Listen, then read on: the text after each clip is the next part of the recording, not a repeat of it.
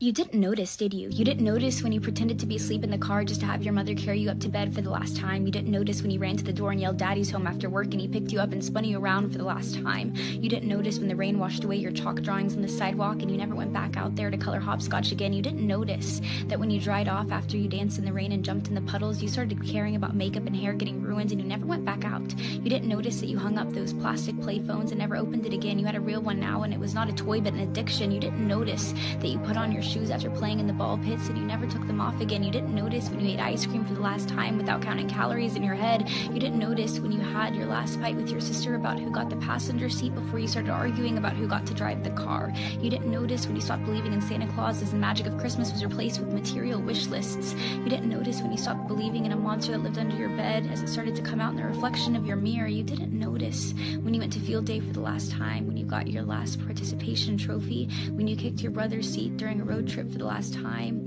when you had your last play date with your Barbies, when you had your last Disney movie night with your family. You didn't notice that grandparents don't last forever. You didn't notice that your childhood cat wasn't eternal. You didn't notice your parents are growing up too. You didn't notice it, do you?